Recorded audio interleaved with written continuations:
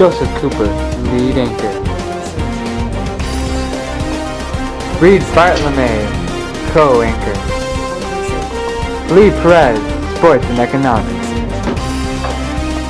James Silva with the weather. Welcome, America!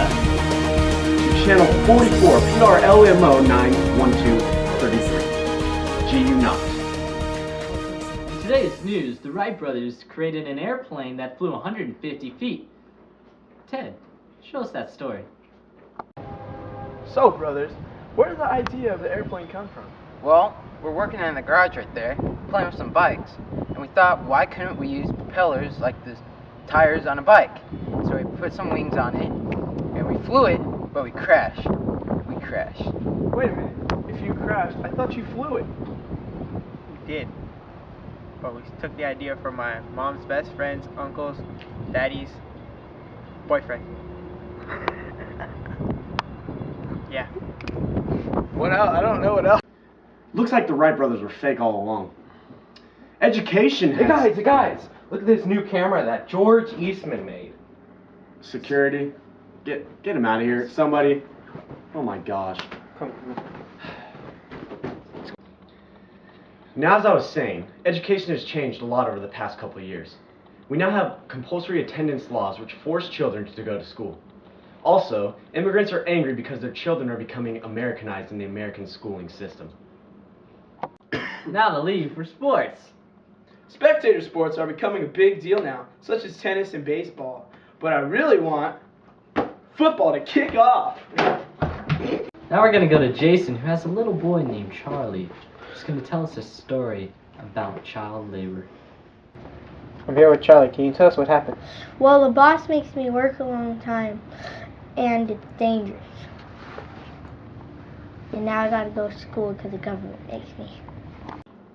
Due to some antitrust acts, child labor has been eradicated. Also, an 8-hour workday has been established. Now the lead for economics.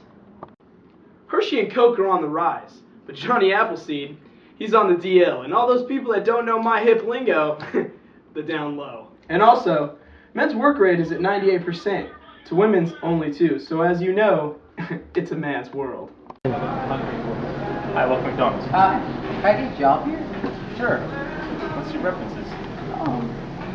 Well, not very much. I haven't done a lot, but... That's okay. McDonald's is known for being his first job. So, what would you be interested in? Fry. Fry cook? Okay. So you think you could handle the sometimes it gets a little stressful, sometimes it's a little busy. Do you think you can handle that? Yeah, I think I can handle that. Fine. Sure. Can you fill this application for me? Okay. So, it's going to stay right here. Just state your name. And what's your gender? Melissa and female. Oh. And back to you, Joseph. 72 years from today, The Jungle was released by Upton Sinclair, which exposed all of the meat producers and all the bad stuff that they put in the meat, which also created the antitrust laws that allowed no more business regulations on their own. So the government had to go in and pretty much take over. Today, the last building of segregation has been demolished. Segregation all started because of the precedent the Plessy v. Ferguson case set in the late 1800s. Let's go take a look at that now. All rise.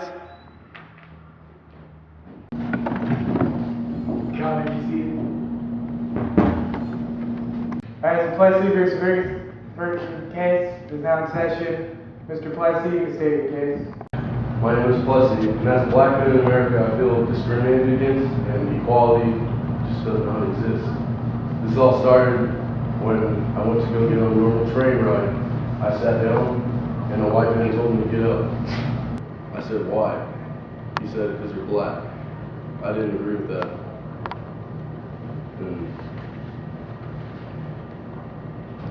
Thank you, Mr. Plessy.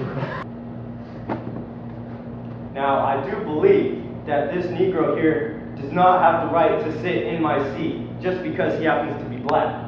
I firmly believe that this claim should be thrown out of court because this is just outrageous. This should not stand. Thank you. That's right. The court will now go into a 10-minute recess. All rise.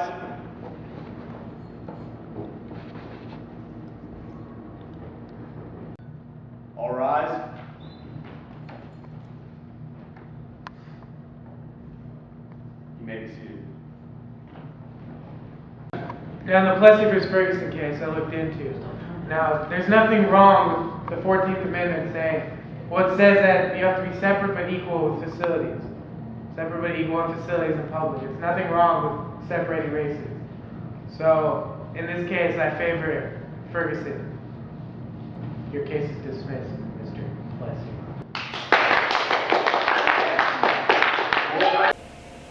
President Wilson has a few words he'd like to share with us. I believe in protecting social welfare, promoting moral improvement, creating economic reform, and fostering efficiency. Thank you.